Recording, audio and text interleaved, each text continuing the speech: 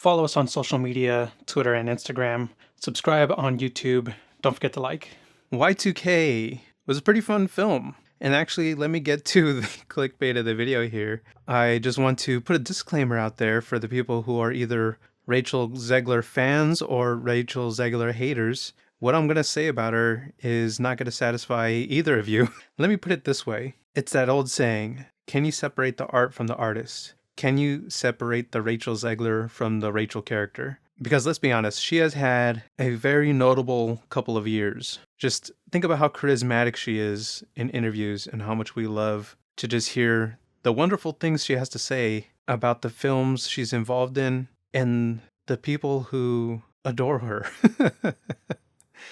It's kind of funny because in the film, she does have a line where she's like, I'm a nice person. And all the other characters are like, this bitch. And it's funny because also in this film, unlike Snow White, which I'm sure is going to be a box office hit, she falls in love with the prince in this film, the geeky dork prince. So I thought it was kind of funny because she has this animosity towards Snow White and the love interest and just a love story. But in this film, which is a really good film, I actually really enjoyed it. There is a love story, and in a way, she does get saved by this sweet, charming, dorky little prince. And it was a nice character arc for the prince, the dorky prince guy. Let me put some respect on the prince's name. His name is Eli in the film. But yeah, and then the thing about Rachel too is that even though she's got this weird mitosis thing going on with her eyes, it looks like they separated from one singular cell and they've been trying to escape from her face ever since. I mean, she does have a hot body, so put a paper bag on that thing and you're good to go. Anyways. Let's talk about the film. The pacing of the film is fast, sometimes a little too fast. It is a short film, not a short film, but it is shorter than the long runtime films we're used to nowadays, where everything's like 2 hours. This movie is an hour and a half, and it definitely feels a lot faster. The pacing in the film is noticeably fast, but I think it really works though. In some aspects of the film, not so much, because there's specifically... With Rachel's character, this is not a knock on Rachel as an actress. This is just talking about her character's role in the film, because she plays a little bit of a computer hacker type character. I guess you could say she's the computer whiz. And sometimes her hacking skills happen a little too fast. But honestly, it doesn't bother me too much because the film it's not a long film. So I couldn't see them having to expand on her character's hacking abilities because... I mean, it's not really the point of the film. I'm sure there would have been a stronger way to execute it, but I didn't hate it.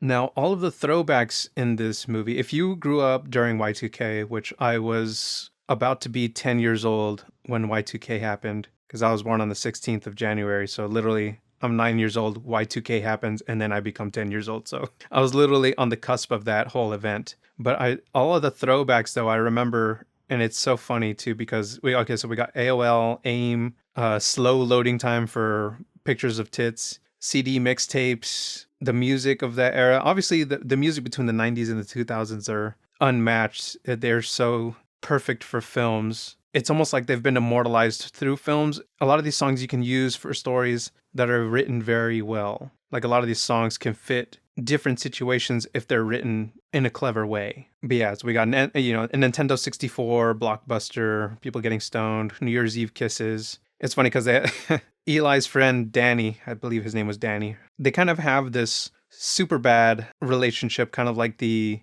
Jonah Hill and Michael Cera character. This movie is very much a Superbad, but instead of like in the 70s, it's happening in the 90s, breaking into the 2000s. And it's funny because Danny keeps on carrying around this condom, and it's like the condom kind of becomes a character in the film. It's kind of funny how the condom travels from character to character. But some other throwback stuff we have that really kicks the movie off into the main plot of the story is a house party. And it's funny because it definitely reminds me of house parties when I was younger. Like different rooms were different themes. So there was a rave room, a hip hop room, a nu metal room. People were blasting corn. And it's funny because, when I was a kid, I didn't understand what Y2K was, because I'm 9 years old. I'm about to be 10. So to me, I just remember all the hype about, oh my God, Y2K coming into the year 2000. It's going to be apocalyptic and it's going to be chaos and just it's just going to be apocalyptic. right? And I still didn't understand. I remember at the time too, my pops was really into computers, so he was not tripping about anything. He was just like, people are really thinking that a couple of digits not plugged into a computer is gonna end the world. Like, get real. So I wasn't worried about it because my pops wasn't worried about it. But watching everyone panic still had me confused because I was like, what is this? It's like everyone's basically like it's gonna be Skynet. Terminator 2 is going to happen basically. And it's funny because in the film, we actually do get this kind of Y2K Terminator like villain. And at this house party, as you've seen in the trailer, you see at the house party, Y2K has its genesis in the middle of the party during the countdown. And this is what sets our characters off in their journeys. And it's funny because, there's a lot of characters in the film that you think are going to survive, and they really just don't. There's some that are predictable. Like, for example, spoiler, but I feel like it's pretty predictable. But the guy who works at the Blockbuster store with the dreadlocks and whatnot, I already knew just from the trailers that he was going to die. I was like, for sure, this guy does not survive. But the deaths are very clever or very stupid.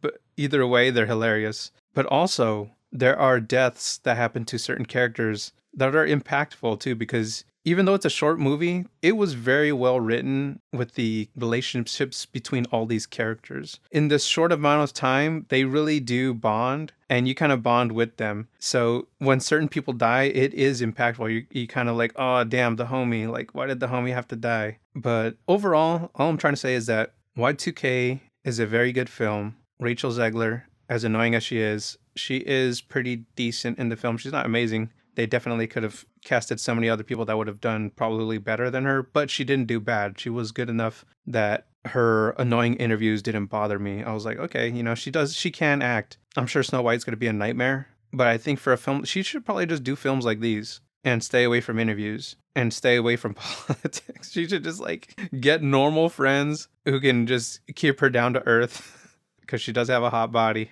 even though her eyes are trying to escape from her face. But the end of the film, though, spoiler, not really, but it has a really good closing song, and the song is Closing Time. I just love that song. It's so nostalgic. It just hits me right in the feels. And I thought for them to close out the film on that song was so fitting. So anyways, in the end, I would highly recommend watching Y2K in theaters. It was a really good time. And if you grew up in the 90s and 2000s, it was definitely a nice trip down memory lane. And also Fred Durst. Fred Durst was such a treat in the film. And we also get another Limp Bizkit cameo, who, if you're a Limp Bizkit fan, I don't even have to say who it is, because I'm sure you can already guess this other half of Limp Bizkit. There was more than Fred Durst and this other person I'm talking about. And I don't even want to spoil it, but I feel like if you're listening to this, you already know who I'm talking about. So yeah, that was a nice addition to the film, Fred Durst. And Fred Durst actually performs a song in the film, but it's not a Limp Bizkit song. But he sings so well. It's, oh God. Yeah, Y2K. You guys watch the film. It's good. Don't mind Rachel Zegler's annoying antics on the red carpet. I would say definitely skip anything else she's in, but Y2K is worth a watch. For more uneducated expert analysis on film and cinema and the creative field in general, follow us on Twitter at Ghettoplex_MP4, on Instagram at Ghettoplex.mp4, and subscribe to us on YouTube at Ghettoplex.